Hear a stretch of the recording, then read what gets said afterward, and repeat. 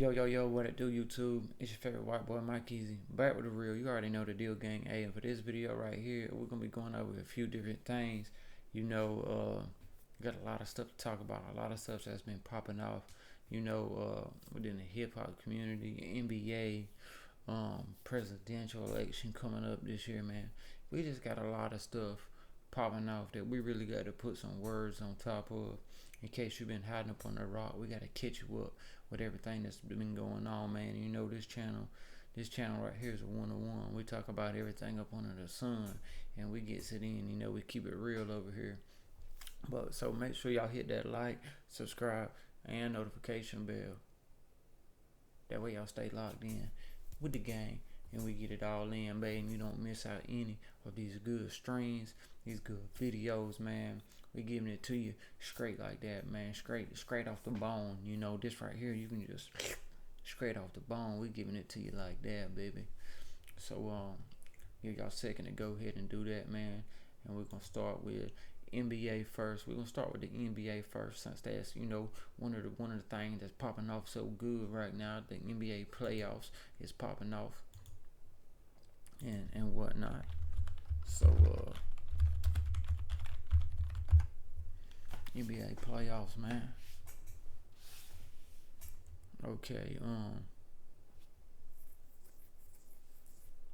so I guess that game just ended. I was just watching that game, the Mavs and the Thunder. That was actually a close game. Yeah, they just ended. Let's start with this one right fast. This was actually a close game right here, and it was actually a good game. What Kyrie did. Let's look at the game stats. Hold on. Here we go. For the Mavs, I know Luka was gonna do his thing. Kyrie only had 12 points. Man, Kyrie got to show back up. Now I know Luka is a dominant player of the ball. He wants the ball in his hands a lot of times, and that's cool. It's basically his team. Kyrie came there to basically help Luka, but Derrick Jones got more points than Kyrie, and we know how good and how much Kyrie really loved basketball. He had his things in the past with LeBron and everything, but this is a new team. This is a new year. This is a whole new place. They in the playoffs, man. They in the playoffs, actually playing the number one seed in the Oklahoma City Thunder. They got a young team. They got a strong team. They young, dumb, and full of cum, and they always on go. So the Mavs really have, and I called it. I called the Mavs to come out this series. I said it might go to a game 7, but I got the Mavs coming out victorious in this series, just because I like the duo of Kyrie and Luka. Luka's one of the the next greats. And it's so crazy to me how everything works out. I was a big Dirk Nowitzki fan. I loved I just loved the way he would throw his knee up and hit that shot like that. You know what I'm saying? I loved that shot. I would do it in games, playing neighborhood basketball with the friends and stuff. Nowitzki, you know what I'm saying? Dirk Nowitzki. And I was killing it. And I always go back to that series of the Heat, when the Heat played the Mavs in the NBA Finals, man, and everybody was on the young LeBron team. After he left Cleveland, he went to Miami, and they was going to win not one, not two, not three, not 54, but 156 titles. But they just didn't get. They only got like 2, I think.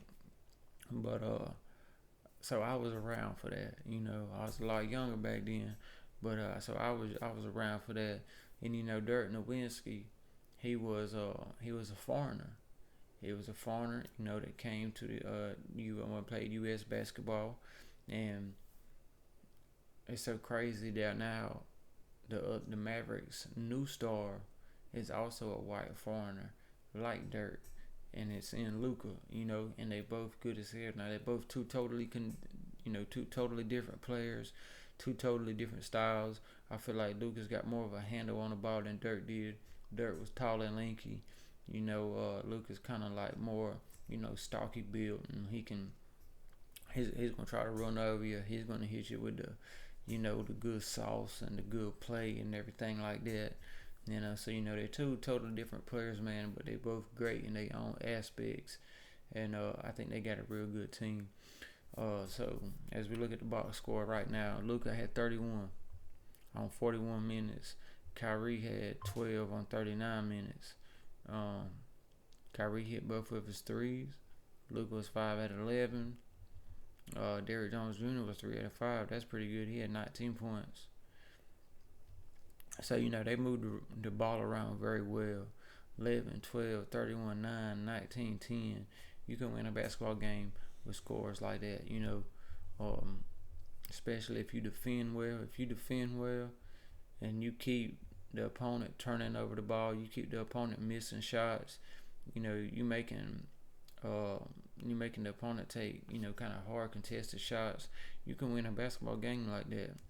Like I said, the Oklahoma City Thunder, they got a real strong, young, vibrant team, and they make stuff happen. They still need a little tweaking to do. They won a lot of games, I think, in the West last year, but nonetheless, they're the number one seed.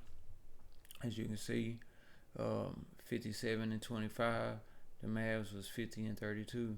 So, your final record don't matter. If you get in the playoffs, it's about your record in the playoffs is what matter. Your record in the regular season just gets you into the playoffs, but that playoffs record matters. So, Thunder could have been number one seed in the regular season. Mavericks could have been number 5 seed in the regular season. But in these playoffs, the Mavs is up 3-2 after winning this game. Game 5. So, but yeah, man. So they won at 104-92. So they actually beat them by 12 points. And the last time I had looked at it, I think it was like an 8-point lead for the Mavs. So they ended up extending a little bit more, getting that separation.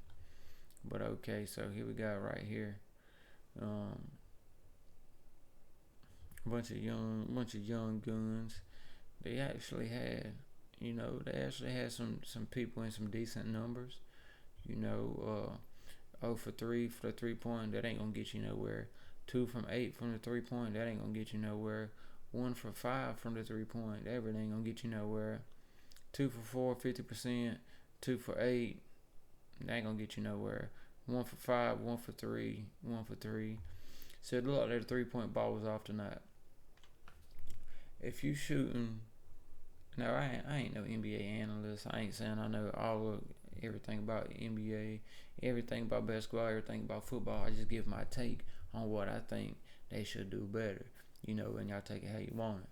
But if you having a bad night shooting the 3, just stop shooting the 3. If you having a good night hitting 2s, hitting layups, going to the free throw line and making your shots, play on your strengths for the night. Everybody don't have everything every night. Last night might have been your good 3-point shooting night where y'all got, 55-60% shooting from 3. This night just ain't your night. So I think people a lot of times they get into wanting to do something, wanting to make something work, and they end up trying to push too hard, and before you know it, y'all wasted a lot of great opportunities to gain some separation or catch up on a lead or even extend the lead, and the opponents then came up on you, crept back into the game and took the lead from you and got you sitting on the bench looking like a dum-dum. We see that one too many times, in these playoffs and in games in particular, man. But I got the Mavs, coming out this series right here victorious. I just do. I've said that from the beginning. I just like the Mavs better overall. Celtics beat the Cavaliers. They won the series 4-1. This game right here, it really wasn't close from those standards. They just wasn't really hitting. Just really wasn't hitting on nothing. Jason Tatum, 25 points. Al Horford, 22 points. He had some late threes in the game to where I feel like the game was already over with anyways, but he was still trying to hit those threes, and he was still walking around like the game was on the line, and he was hitting a 3. He had hit a 3. It had like 40 something seconds left. He hit the 3 and dapping everybody up like, dude, the game's already won. Y'all up by like 12, 14 points, and you hitting the three, acting like the game's on the line. Y'all both tied up, and there's 10 seconds left to go. I mean, I know he was probably excited because he's like, oh man, I'm contributing. He did his thing. I'm not taking nothing from Al Horford. He did his thing, you know. But he was just getting a little excessive to me out there. But basically the same thing that Boston had, the Cavaliers had. Two people leading in categories. Jason, he had 25, 10, and 9. Evan Mobley had 33, 7, and 4. Let's look at the box score. Cavs 33. Evan Mobley's a good player, and I see him dap up Jason after the game, so they must be real good friends. But he was over 3 for 3 points tonight. 5 or 6 3-point. Marcus Morris Sr. So he was getting it in. Damn, is that old Marcus Morris? Man, he's still busting out threes like that. Damn. He busting them things. He got an old cap gun.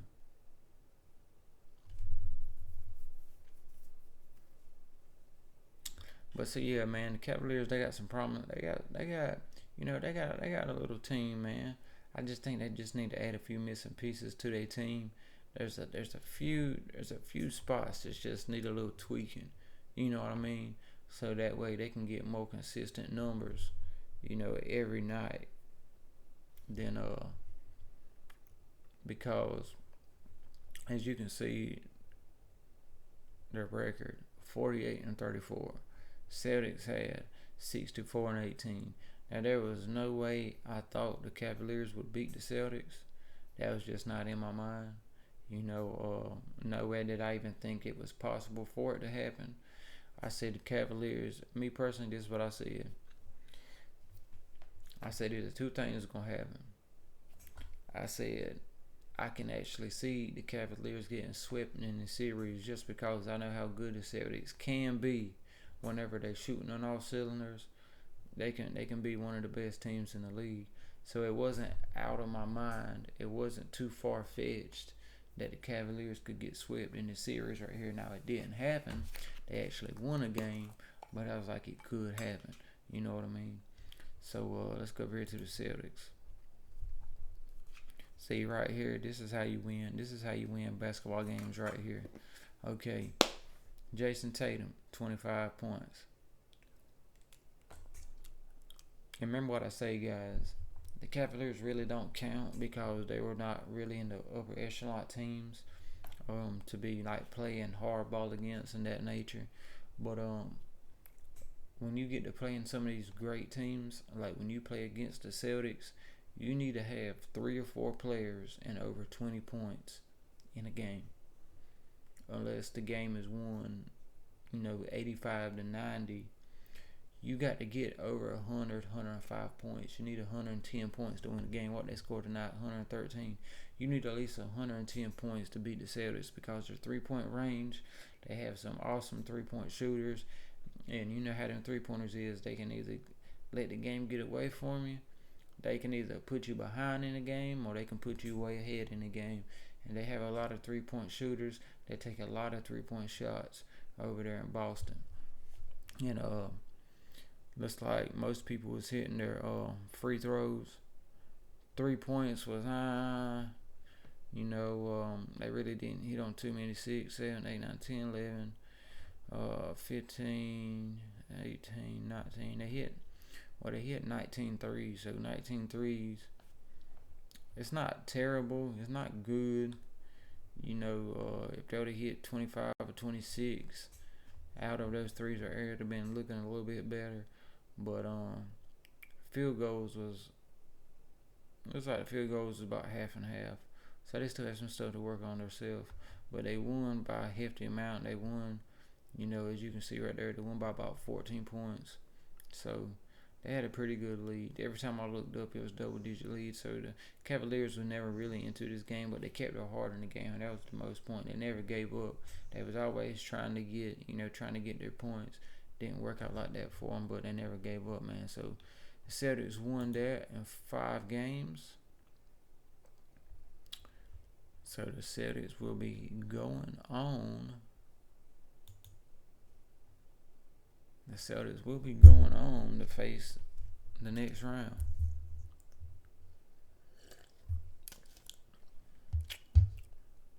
But y'all all know this is what I wanted to get into right here.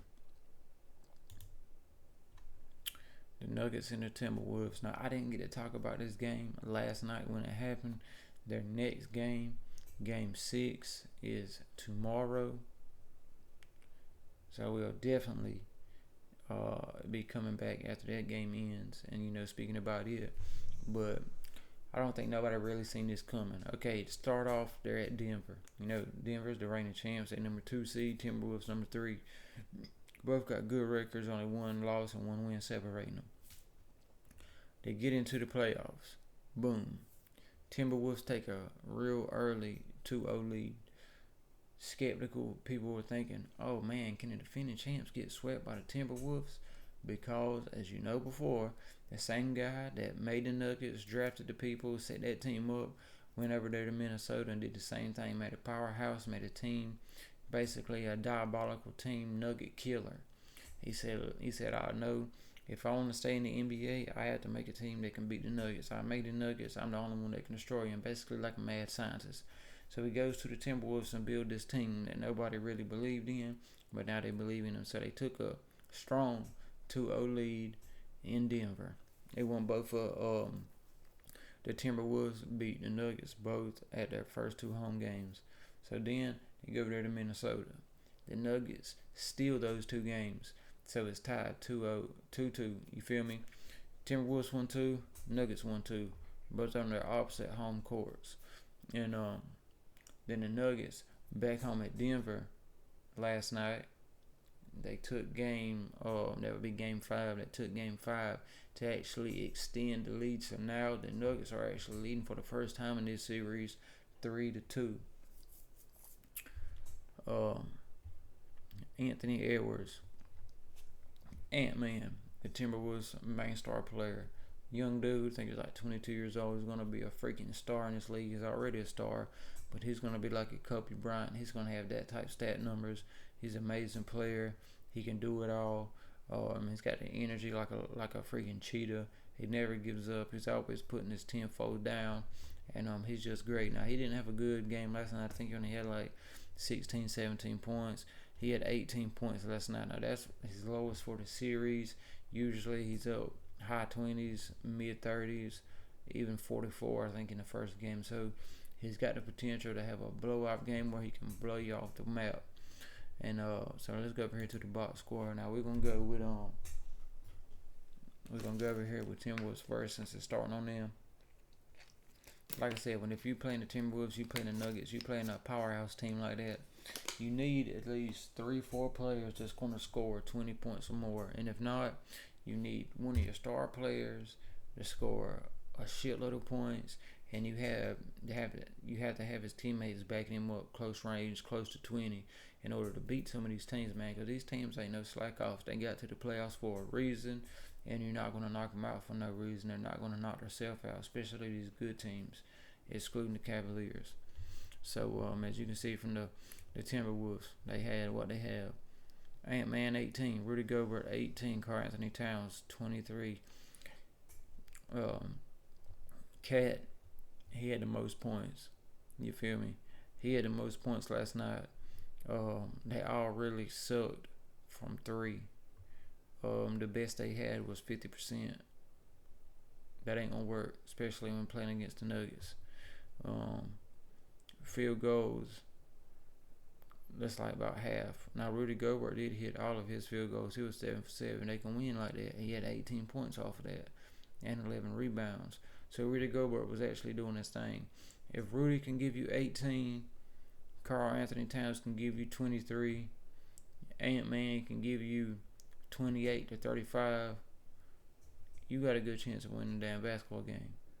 But if he only gives you 18 and you're playing against the Nuggets, most of the time you're going to lose. So you got to get a little bit more out your star players.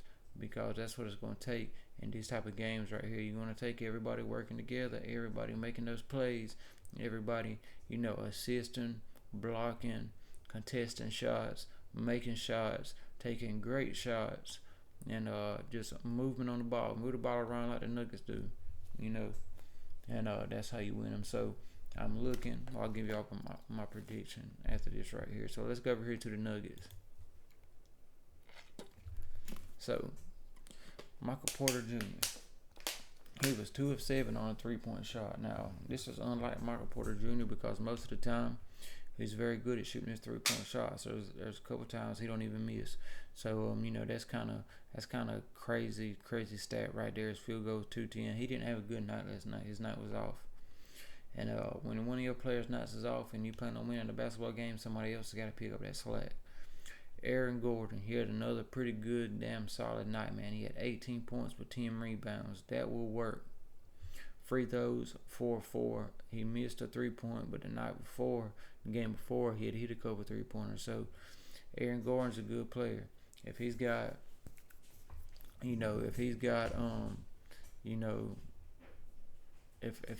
sees something that ain't working, he's not gonna go with it. He's gonna say, "Hey, this ain't working, so let's do the damn thing and let's go with what will work." Joker had an all-out super night, man.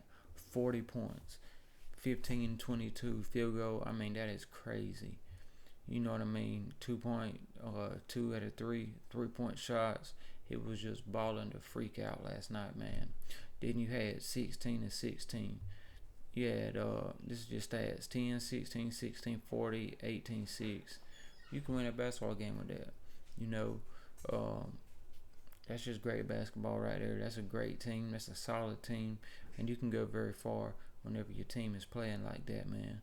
And so my theory, a lot of people saying they think the Timberwolves is going to come out and win Game 6, and they're going to force a Game 7, which the Nuggets is going to win. I don't think that's going to happen. I actually think the Nuggets is going to close this game out. The Game 6, I think the Nuggets are going to win, and they're going to take this series 4-2. I think they really see what's on the line right now.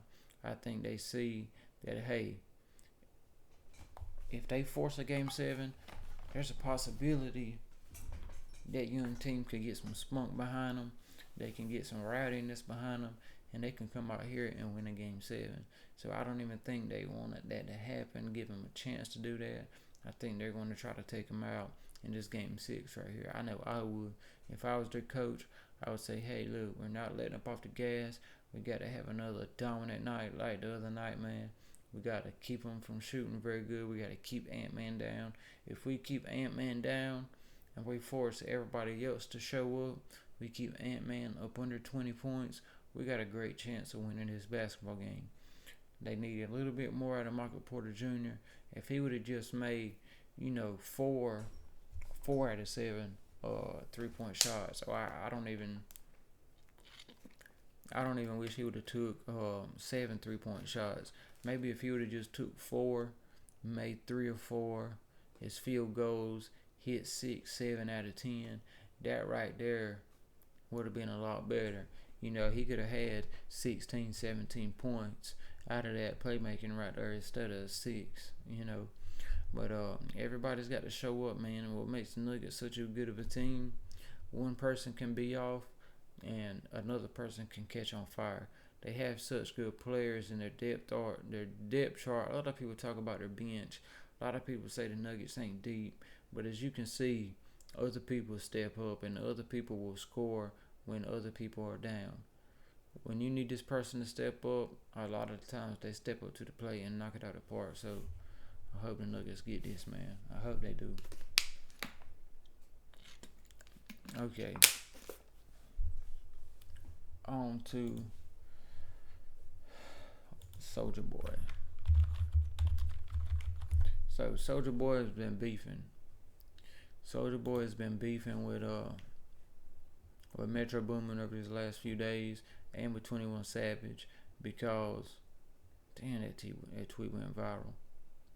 So the other day a tweet went viral and it showed Metro Boomin talking some junk about Soulja Boy, saying, I'm getting Metro Boomin was like, I'm getting an invite to the studio to work with Jeezy.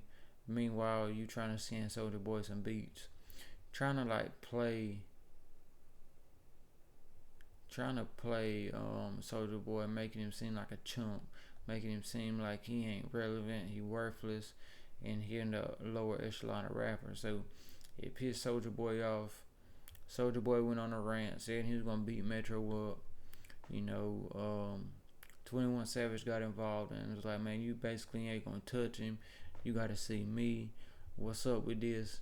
Soulja Boy then went after 21 and was like, hey man, bump you, I'll smoke you, I'll fight you, we'll set the fight up, all this and that and the third. You know, the whole meanwhile, Soulja Boy was promoting his new album that was dropping this Friday, I think this Friday, which will be tomorrow because it's 12/26 right now. So yeah, I think it's tomorrow. Soulja Boy's new album is gonna drop. So it was kind of like a promotion, you know. Soulja Boy is very smart. He's made video games. He's been in like cryptocurrency and stuff like that.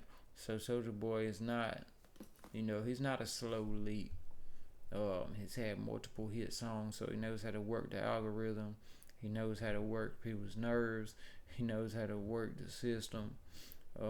He just gets into it. You know what I'm saying? So anyways, after a few days of that going on, them going back and forth, people thinking, you know, some crazy stuff might happen. Soulja Boy, it went viral today, as you can see. Soulja Boy came out like a bigger man, you know, like a stand-up dude, like a father showing his son the right way. He came out, as you can see, and apologized. He apologized to Metro Boomin for overreacting on the old tweet. Soulja Boy said some stuff about Metro Boomin's mama. You know, Metro Boomin's mama actually passed away by, I think, Metro Boomin's stepdaddy killed his mama and then killed himself. I think that's what happened. Excuse me if I get it wrong. My bad. But I'm pretty sure that's what happened. But so Soulja Boy apologizes to his mama. He says, I'm going to seek therapy and anger management. I'm done responding to hate, new or old. So that's really, you know, a big step, man, if you're serious about that. Now, Soulja Boy has been known to rant out and go crazy on a whole lot of different variety of people. He took on the Migos. He took on Lil Yachty. He took on Drake. He's took on basically everybody in the rap game. He was the first rapper to go 20v1 before Drake ever even did any of this. Soulja Boy was the first one to actually go at everybody in the rap game because he felt like, you know, they were shunning him. Felt like they was giving him the cold shoulder. He felt like they wouldn't really support him in his music and everything that he stood for. Him being, you know, a young rapper, you know, having a platinum record at 17, having the viral Crank That Dance and everything of that nature. So, you know, he felt like he just wasn't getting the appreciation he deserved. So I know that was kind of upsetting him and kind of pissing him off and making him mad, kind of making him hateful towards the music industry. Because he's like, man, y'all was supporting me whenever I was booming, and now that I'm not really that, you know, that hype right now, y'all act like I don't even exist. Y'all know who I is. Y'all know what I stand for. Y'all don't know what I done. So, man, you know, that's what's up. If Soulja Boy is really sincere about, you know, going through and getting this stuff done, man, you know, I wish the best for him because Soulja Boy is a pioneer in this rap game, man. You can't take nothing from him. He's actually really done a lot of this stuff, man. We're not gonna get into the DJ Academic stuff right now. We already covered that last night in the stream. So, this is what I want to do. Let's see, Donald Trump. So it came out today that Joe Biden said he wanted to debate President Trump.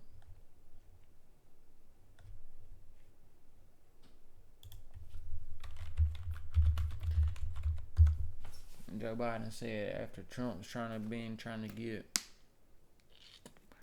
since Trump 6 cuts and 13 billion man on 5 horsepower. All right. Like I said, I got the music off right now, the volume down. But Joe Biden says Donald Trump lost 2 debates to me in 2020. Since then, he hasn't shown up for a debate. Now he's acting like he wants to debate me again. Will make my day. Pow. Joe Biden's 70,554 years old. You can see literally what this tweet says. Well, the person that retweeted it or quoted it said it was 6 cuts in this 14-second long video. That's how many times Joe Biden messed up, and there's probably more. Joe Biden can't even complete a sentence, just like Donald Trump and a lot of people have said. Joe Biden does not have the cognitive memory, the cognitive mind frame to actually have a debate with people. Now, he got up on stage a long time ago. Well, it's been a couple months back when he did that address thing, the State of the Union address, and he was doped up on all kind of stuff. I mean, I know it, you know it, the world knows it. And because towards the end of it, you can see the stuff starting to wear off and him start to get confused, him start to look a little lost like he usually does. And I mean, it's a wonder what drugs can do. You know, I mean, it really is. It's a wonder what drugs can do to people. They can hype people up. They can keep people focused. They can keep people alert for a time until the drugs wear off. It's not like they could just walk up there to him and inject him some more while he's up there having his half-drawn speech out. You know, just run up there and inject him into his neck. Keep going, fool. Keep going. Don't give up. They couldn't do that. So they basically had to end it, you know. But this is all bullcrap right here, man. Joe Biden has never came out and said he would debate Donald Trump. First of all, he said he wouldn't. His team said no, they not having no debate. They're not going to do that. It's not worth it. Donald Trump's not even going to run. He's not going to be able to run. He's going to be locked up. He's a criminal, blah, blah, blah. Now that they see Donald Trump is going to run. Now that they see Donald Trump is probably going to be the president. If everything goes good, he's going to have the most votes. If they don't rig the system again like they did before, and I don't care what nobody say, the system was rigged, gang. There's too many instances, man. There's too many videos. There's too many. It's just, it's a crazy world, and I'm just not going to really get into it all right now, but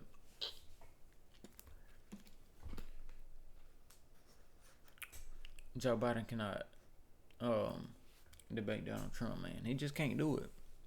He just can't do it. And I seen something like it had to all be on his terms if he did it. Like it had to be on CNN. Or the mediator had to be a Democrat or some crazy stuff.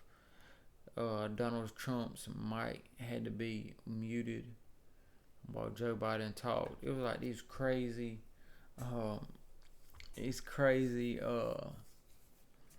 kind of like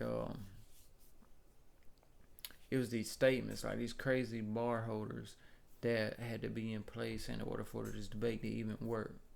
You know, these crazy barriers had to be in place before Joe Biden or Donald Trump could even debate each other. That's because they know what the freak is going to happen. Joe Biden knows he's a liar. He knows he's never really helped anything dealing with this country. It's all been a sham. It's all been just a cover up, funding Ukraine, taking all that money, circling it all back around, lining all these politicians' pockets. And I mean, they buy them off by the boatload. And I mean, that's just facts. That's just what everybody knows. But so it says, this is what Tim Young says, look how heavily edited this video is. Biden can't even get through 15 seconds of reading the script, and that's true. We seen him walk upstairs. He can't even barely walk upstairs. We seen him read off things, stumble over words, and all this and that. I mean, it's really pitiful, man, that they would let him be the leader of our country. If he was the leader of our country, which we know he's not, he's just a shadow puppet or somebody behind the scenes. And the big government, everybody like that, really controlling everything, and he's just a puppet that gets to talk, and he can only halfway do that. We know how this stuff is going, man. That's why they don't want Trump in the White House, because Trump's going to go in there and he's going to fix all the freaking problems that's going on. He's going to correct everything. He's going to get the system right again, and they're scared of that. I'm not saying he's perfect. I'm not saying I agree with everything Trump says, but I think he's a more qualified candidate than Joe Biden, and I think he's better for this country than Joe Biden is. And that's just straight up, and that's just how I feel, man.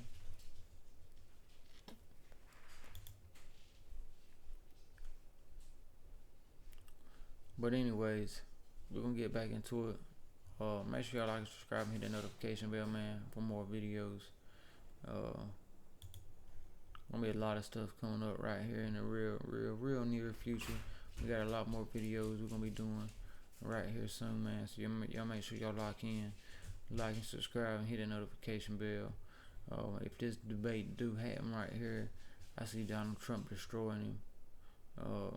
I see him destroying him, ripping him apart.